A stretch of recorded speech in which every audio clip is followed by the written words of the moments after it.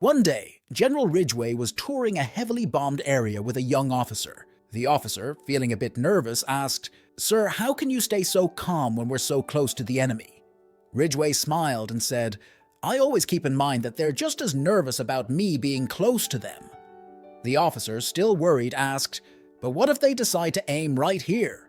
Ridgway shrugged and replied, "Then I guess I'll finally get some peace and quiet."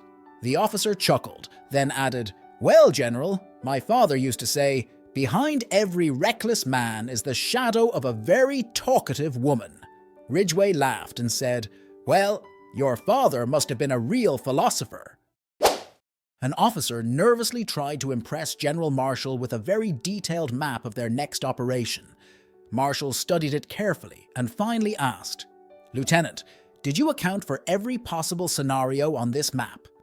The young officer beamed. "Yes, sir. Every single possibility." Marshall raised an eyebrow and said, "Good work, Lieutenant. But I just have one question." The young officer eagerly leaned in. "Yes, sir?" Marshall smirked. "Do I need to call in the codebreakers to read this map?" Colonel Sanders, Captain Rogers, and Private Johnson walk into a bar and order drinks. The bartender looks at Private Johnson and asks, "What brings you here?" Private Johnson replies, "I'm just following orders." Then the bartender turns to Captain Rogers and asks, "And what about you?" Captain Rogers responds, "To supervise the orders." Finally, the bartender looks at Colonel Sanders and asks, "And why are you here, sir?" Colonel Sanders smiles and says, "I'm here to take the credit." General Ridgway approached a nervous-looking young soldier who was fidgeting with his parachute straps. Ridgway asked, "Son, what's the matter? Afraid of jumping?" The soldier replied, "A little, General. It's my first time jumping out of a perfectly good airplane." Ridgway chuckled and said, "Well, son, I've jumped countless times, and every time I've landed safely." The soldier nervously asked, "If you don't mind me asking, General, why did you jump so many times?" Ridgway grinned and said, "Because every time I tried to stay on the plane, they pushed me out." In the desert, Private Johnson asked Colonel Sanders, "Sir, why do camels walk so slowly?" Colonel Sanders replied, "To conserve energy in this heat, Private." Johnson glanced at the colonel, then looked around at the other soldiers jogging alongside them and asked, "Then why are we running, sir?" Colonel Sanders stopped, wiped the sweat off his brow and shrugged. "Because cactus isn't on our menu, Private." Noticing a recruit struggling to dig a foxhole, General Ridgway walked over and asked, "Soldier, what's taking so long with that foxhole?" The recruit wiped his brow and replied, "Sir, I'm just trying to make sure it's deep enough to survive any enemy fire." Ridgway chuckled and said, "Son, at this rate, you're not digging a foxhole, you're building a subway to Berlin." During training, Private Johnson asks the medic, "What do you do if I get hurt in battle?" The medic replies, "Depends on the injury. If it's serious, we'll patch you up and send you back to the front." Johnson, a bit nervous, asks, "What if it's really serious?" The medic chuckles, "Then we'll patch you up even faster and send you back even sooner." Colonel Sanders is watching his soldiers at target practice. One soldier keeps missing the target completely. Colonel Sanders yells, "How did you manage to miss every single shot?" Private Johnson nervously replies, "I don't know, sir. I think the target might be dodging." Colonel Sanders sighs, shakes his head and says, "Well, Private, if that target's dodging, maybe we should enlist it instead of you." In 1942, during World War II, Private Johnson was lying on a makeshift cot in a busy military hospital.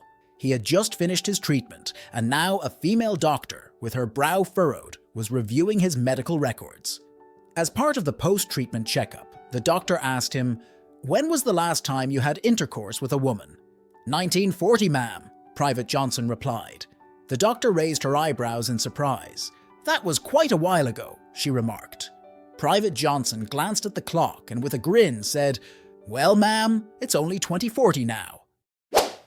Private Johnson passed by Lieutenant Combs without saluting. Lieutenant Combs called him back and sternly barked, "You failed to salute me. As punishment, you will salute me 100 times right now." Seeing that strange scene, Colonel Sanders approached and asked, "What are you two doing?" Lieutenant Combs quickly explained, "This private didn't salute me. so I've ordered him to salute 100 times as punishment." With a grin, Colonel Sanders replied, "Well, that's fair, sir, but don't forget that each time he salutes, you must salute him back." Captain Roger and Lieutenant Johnson were in the field for the night. As they prepared to rest under the stars, Lieutenant Johnson turned to Captain Roger and said, "Sir, look up at the sky and tell me what you see." Captain Roger, in his usual serious tone, replied, "I see millions of stars." Lieutenant Johnson asked, "And what does that tell you, sir?" Captain Roger pondered for a moment. "Astronomically, it tells me there are billions of galaxies and countless planets. Theologically, it reminds me of the vastness of the universe and how small we are. Meteorologically, it suggests we'll have clear skies tomorrow." "What about you, Johnson? What does it tell you?" Lieutenant Johnson grinned. "Well, sir, it tells me someone stole our tent." Captain Roger sighed deeply, then with a dry smile said, "Well, Johnson, I guess we're camping the minimalist way tonight." While General Simpson walked through the camp, he noticed a young private frantically trying to straighten his uniform and hide a sandwich inside his shirt. Simpson approached the private with a raised eyebrow. "Private, what exactly are you doing?"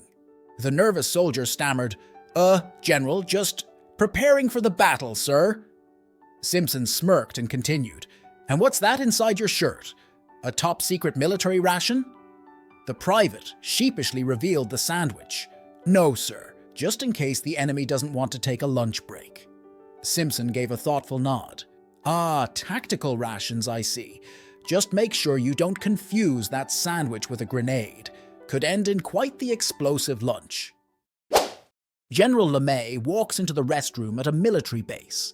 As he meticulously washes his hands, he notices an army soldier exiting a stall and heading straight for the door without stopping at the sink. LeMay, with his usual stern demeanor, says, "Soldier, in the Air Force, we wash our hands after we handle important business." The army soldier, with a sly grin, replies, "Well, General, in the army they teach us efficiency, clean shots, clean hands."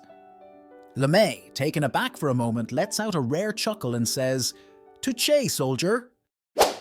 On a beautiful day, General Arnold decided to test a new jet.